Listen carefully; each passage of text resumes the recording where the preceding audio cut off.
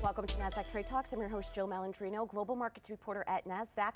Joining me at the market site at Times Square, New York City, we have Max Cabasso. He's managing director on Nasdaq's Market Intelligence Desk. We have Lauren Sanfilippo, senior investment strategist at BofA Merrill, as well as Neil McDonald, CEO of moomoo. We're here to discuss equity trends, catalysts, and risks, as well as how investors are thinking about inflation and the economy. It is great to have everyone with us. Welcome to Trade Talks. And Lauren, despite the headlines that we're hearing about volatility, strategists such as yourself, there seems to be there's more positive methods behind your thesis here. Positive, yes. I think there are some catalysts that we can focus on that really should be fueling decision making around headline risk that seems to crop up every Monday, right? We got headlines over the weekend, and then Monday we sort of see how that's been playing out in markets. But I think, careful around making any real big portfolio decisions around these risks, right? And I think at this point, investors are pretty subdued in terms of what they're expecting, right? We've seen Trump in another term, right? And so this is just maybe like a reheat. Let's think about rolling the calendar 30 days forward. Right. And more trade talks are actually going to sort of crop up. And let's be ready for that. Yeah, I mean, it's really going to be what execution looks like at the end of the day anyway. I mean, we haven't even gotten past the first 100 days yet. Neil, it's interesting. You're echoing the same thing from the retail investor perspective. They're staying invested. They're staying strong. They're staying strong. I would say today's retail investor is not the retail investor of 10 years ago with the odd lot theory and market makers trading against them, because inevitably they're wrong. Less information, less risk discipline. We have a very large community, 24 million users, and they lean on each other in the community for trade ideas, to hold positions. We have people who've bought the tech stocks 2 years ago, they still hold them.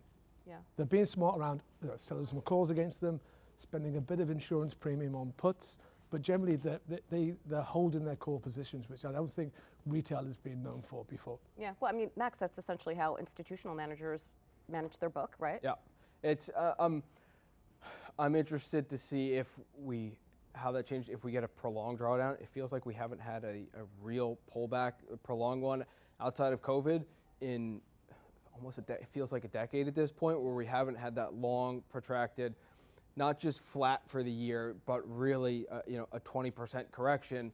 How sticky those positions will be, especially with the concentration risk that's kind of out there now with the Mag 7. We've seen they've started to underperform. We're starting to see a bit more of breadth picking up. We'll see if that picks up. But like you said, there's even with the vol spikes, I guess they're muted. Even Monday we came up. We were talking on the desk on Friday, like, yeah, this feels like it's a little toppy.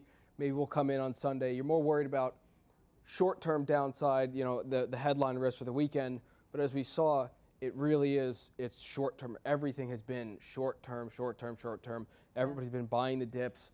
There's a sell-off. Hey, this is now an opportunity. Now, again, if capital runs out, that's one thing, but obviously the gains have been so great the past year or two, and obviously in the mega cap space, that there's capital there. So we'll see if there's anything protracted. But again, everything seems to be really short-term headlines, and it feels even shorter now, where it's just mere hours now. It's not even a few days or a week of trading. It's okay, the morning of, and now by 2 o'clock.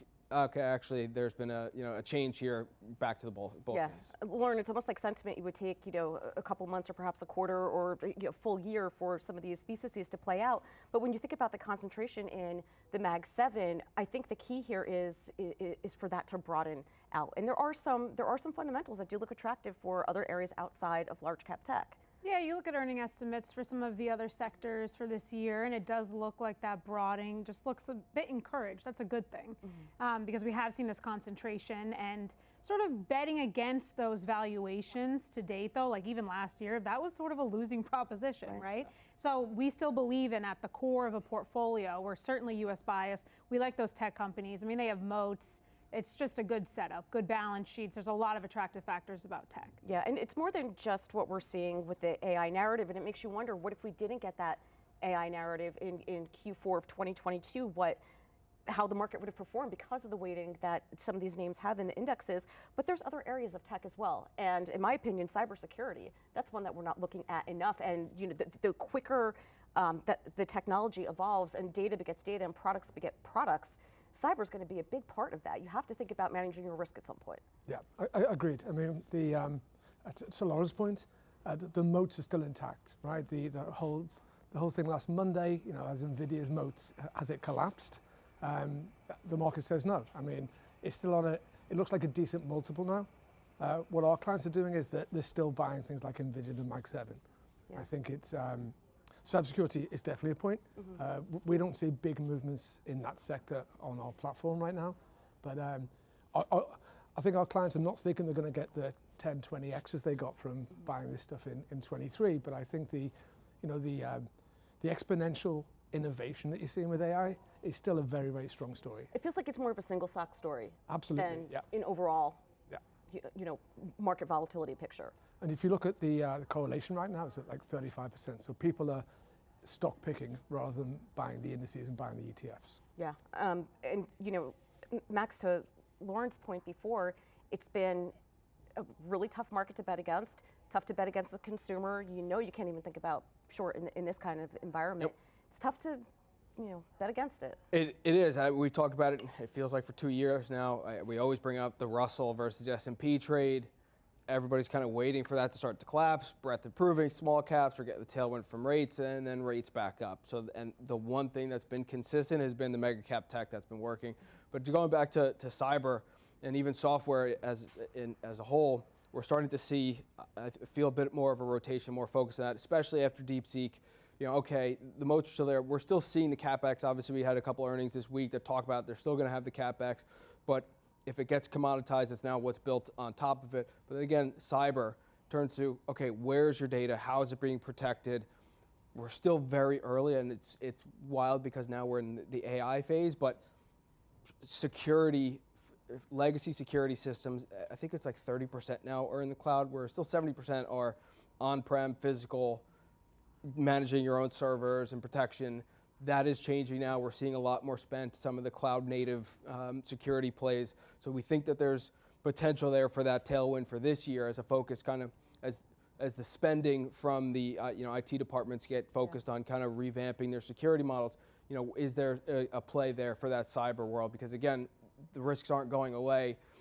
Data is now all over the place. Hey, wait a second, where am I using this model? Am I using DeepSeek's where it's in China, or am I using somebody else's where I'm on Llama or an AWS system where I can actually have it localized? Right. Where you're getting that data from, on the compute side, and is it an edge network? Yeah. So there's a lot of potential second and third order moves now after this initial first. I also think when it comes to tech too, that you're seeing the pendulum come back where it's almost more of a hybrid mix when you think about the cloud, what's on-prem. I would also argue that hardware is starting to come back into favor as well for that reason. But I want to talk a little bit more macro and econ here as well, Lauren. Even your estimates and what Neil is seeing is as well, consumer remains strong. Data looks pretty good. Yeah, I mean, consumer fundamentals look good here. You look at their balance sheets. Have we seen some tick-ups in some delinquency rates? You look at auto, credit cards as example, for sure. But that's a consumer that's normalizing after sort of this COVID distortion, right? There was a lot of money out there. And so it does feel like that consumer is normalizing is a word I would certainly use. And I think that's a good thing. And by the way, they've done a nice job of terming out their debt, considering what they locked in during the pandemic times, generationally low mortgage rates. So that's been a huge factor as well. So I think the consumer looks okay heading into 2025. And there's certainly this K-shaped recovery that we need to think about. There is a higher end consumer and a lower end, and that's important to acknowledge. And we certainly see that on the desk as well. Max speaking with different issuers throughout the day on the intelligence desk. But when you talk about normalizing, you could also make the same argument when it comes to housing as well. What we saw during COVID was an anomaly. The interest rate environment where we are now, from a historical perspective, it's not quite as bad. It's just, that shift from 0% and where it moved and how quickly it moved. I think it's a velocity which threw people off. Yeah, I think that's been confusing, and I think that if you locked in a 2 or 3% mortgage, I don't know if that opportunity is coming back around so quickly. So yes, I agree with you. This is also a normalization for the housing market. It certainly is. And Neil, another bright spot has been what we're seeing in the digital asset space, not just because the regulatory environment appears to be more friendly, but it feels as if it's maturing overall when we're thinking about DeFi, TradFi integration, user experience, where you're not thinking about using digital asset applications, you're just doing it. That's true. As more people become digital native, I was talking to some 26-year-olds the other day who were building on Solana, and they said they don't feel digitally native at 26 because they've once used fiat. So we're seeing like my children's generation, so they at 26 don't feel native, which makes me a dinosaur. But they're saying the real generation is the one just beneath these guys. Which is concerning to me because my stepkids, like your kids, they grew up point and click on Amazon. Like when I was, babysitting and working a number of decades ago, you'd build up that cash in your drawer or in your armoire, and that's how you knew you could afford things that wasn't quite as accessible as point and click. I also think, this is a little bit off topic, but from what we saw at the Grammys, over the past couple days as well, it feels as if the new superstar is started in a digital native environment. The marketing around it, the performances around it, which is quite interesting. Yeah. So I agree with you. With some of the users that are 26 years old, there is like a tiny, timeline in there. Where they might know what dial-up phones look like. Yeah, but I everything becomes digital at some point. Yeah, I'm a big believer in the whole digital space. Yeah, I think what I saw yesterday on some graphs from Kathy Wood was people really using Bitcoin now as a store of value. Mm-hmm. The amount of Bitcoin that's not been touched for 3+ years is at high of 50%. And that kind of goes back to Davos, to what they were saying about sovereign wealth funds using it as a store of value. And then the velocity of Bitcoin is at an all-time 14-year low. So that's the daily traded volume relative to market cap. Mm-hmm. So people are trading it less and actually just holding as a store of value. And I think given 19.8 million of the 21 million as of yesterday have already been mined, there's not a lot of extra capacity coming online. Yeah, supply. What I think is interesting, Max, I know you follow digital assets as well, but the development of the market infrastructure, right? We tend to think very U.S.-centric, so Bitcoin and what that means in terms of a store of value, how it's traded, speculative hedging.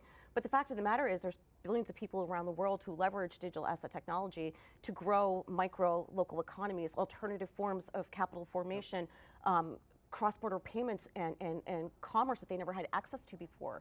So this is a broader capital markets conversation. And preservation of capital. I remember years ago having conversations with people about Bitcoin. They said, well, why do I need Bitcoin? I have a bank account, I have access to my credit cards. I said, yeah, you're thinking very US focused, what you have access to right now. People globally don't have that same access. If you're trying to buy something from a foreign country, you have access, they might not have it. If you have a smartphone, they now have access to it. And it's interesting to me, the focus on digital assets, Bitcoin in particular, but digital assets over the weekend as the leader of markets. Because it's 24/7, you're starting to see the kind of risk on, risk off movements happening in digital assets ahead of futures opening up on Sunday evening. You're seeing everything kind of happening in Bitcoin, and potentially, obviously, the adoption from sovereign wealth funds across the globe. There's reports that that's already started outside of the U.S. So again, this really is a global network, and it's not just a U.S. focused one, and the adoption is happening globally. So it's not just us here. It's been interesting to see the focus and the mainstreaming of it, where it is not a kind of pie in the sky or you're outlandish to talk about it. It's a main focus now for everything, and the digital world is now coming. Like it's here. Like you're talking about, even now the next generation, everything is digital native. We're talking cloud native companies. Do you need a 5-day hold on a deposit from bank to bank? Right. Right. Like, it's instantaneous, it's quick. And again, building on top of it, Solana, building things on top now, that platform, so it's not just Bitcoin, but the applications that are going to be built on top of it. We keep talking even in the markets for trade settlement, whether it's in housing, kind of getting rid of some of the friction in housing and going to the trust to get the deed transferred. If you have smart contracts, might be able to clean that up. So I think there's a lot of runway here in the digital asset space that's really starting to come to the forefront now. Yeah. Yeah. I mean, if you think, I sent a wire yesterday from my US bank account, and it said approved. So they're approving me moving my money from place A to place B. Yeah. If you do it on a wallet, it's just done. It's complete. Yeah. Another point about... and they deduct it right away. Right away, yeah. But it's held for those... But it's kind of somewhere in the ETH. I don't know when it is. When's the wire landing? I don't know. Right? It's just somewhere, and let me know when it arrives. But regards to being too US-centric, if you think about the tax on poorer people of remittances, Western Union, that kind of stuff, when it's trillions of dollars a year or hundreds of billions of dollars a year in costs to lower paid people to remit back to their home countries from where they're working. Yeah. Speaking of home country and being very U.S. focused, do you think perhaps, Lauren, this is the Tina trade when you think about, from the equity perspective, that the U.S. still seems to be the best house on the block? Wall Street seems to be carrying that consensus, right? It's that U.S. exceptionalism that you saw in all the outlooks for 2025. We do have that U.S. focus. I mean, just look at the rest of the world fundamentals. That's reason number one. Number two, we'll wait for the direction of the dollar, which has obviously been choppy so far this year, but really that will inform our positioning for the rest of the world, right? But at this point in time, we can't get too excited about anything that's happening really in Europe. I mean, LATAM, emerging markets even. I mean, China's been a little bit of a disappointment over the past couple of years, right? And so until they can come back online and really improve those fundamentals, we're going to carry that U.S. bias. Right. Well, of course, Max, we have the uncertainty in terms of what tariffs and policy are going to look like until it's executed, and we've seen this, we've seen this rodeo before. Yeah, it's a lot of noise. Mm-hmm. It doesn't seem like when the path from point A to point B seems to go like this, up and down, and backward circles, but it ends up getting to point B kind of how we expected it to. Now again, we'll see if that changes this time around, but there's definitely a lot more noise that's out there versus kind of what ends up happening. But another thing with the kind of foreign markets, we're starting to see and hear a lot more of foreign companies looking for listings here in the U.S. because the access to capital here, this is where everything is happening. They're really finding tough, liquidity overseas. They're trying to tap markets. They're looking to the U.S. Again, foreign European-centric companies say, okay, we need to get listed in the U.S. if we want to attract any capital, because U.S. investors are not really going over to Europe to buy anything, but European and Asian investors will absolutely be buying U.S. markets. Which is empirically true when you look at some of the foreign direct investment announcements that we've seen year to date under this Trump era protectionist measures. Yeah, and when you think about the market more holistically, I think we have to remember too that the market and the economy are two different things, and that regardless of who's sitting in, the Oval Office, it doesn't historically, it doesn't affect the markets as much as the headlines might suggest. Yeah, I think certainly retail investors are getting more skilled at not being impacted by noise. Mm-hmm. Again, this gets back to the community aspect of having forums, and it can be Discord for options traders. It'd be the moomoo community. It's what may have spooked a retail trader previously, given the community and the tools they have now. They're acting much more like institutional investors. Yeah, but to your point with Discord, it's like having a virtual trading desk to sit on where you can essentially, discuss ideas, share knowledge, all day long. I mean, that's basically how a desk functioned. Yeah. Absolutely, and it's the sharing of the knowledge and having different viewpoints helps them get through it. You might see a headline or news, oh my God, this is really going to impact something. Other people there, again, like having a desk. Actually, when you actually look at it, it's not as big of an impact. It might be a secondary impact. And having that knowledge around you of not just one person sitting by themselves to your headline, oh my God, I got to get out of this position. It's tough. You see everybody else, you can kind of work through it together. And again, having additional information is always helpful. Well, I mean, that goes back to the point that we were discussing off camera, that data is the commodity. It's ubiquitous. There is no way to function on the consumer or enterprise level without having a strategy around it. But Lauren, to wrap up here, in the next minute, it sounds as if the strategy is to be nimble, but also don't forget about your time horizon and what your perspective is, because headlines isn't going to, necessarily impact that longer term portfolio that you should be focused on. Yeah, I mean, ground yourself in some of that goals-based investing, and it sounds boring, but it's probably the best strategy to take on this year. I would employ that and just stay focused really on what the true fundamentals are, which are very good at this point for the U.S. So we're certainly watching what's happening in headlines, and we hear from our clients all the time about the worries that are circling around some of these issues. But again, it's goals-based investing, right? Let's make sure that we don't make any sudden jarring movements in a portfolio based on that. And then, Neil, to wrap up here, there's something for everyone, because volatility with a big part of your trading community, this offers a lot of opportunity from their time horizon and their perspective. Yeah, we're seeing a huge growth in option volume. So we did a survey where more than half of our clients have been trading options for less than 3 years now, and 60% trade them on a daily or a weekly basis. But they're being smart. They're taking advantage of the high volatility. We saw them, yesterday with some big moves. They're happy to sell calls for yield enhancement. They're not afraid to reinvest some of their unrealized gains in buying puts to protect. So they're just getting smarter around the whole how they run a portfolio. All right, appreciate everyone's insight. Thanks for joining us on Trade Talks, and thanks for joining me from MarketSite. I'm Jill Malandrino, Global Markets Reporter at Nasdaq.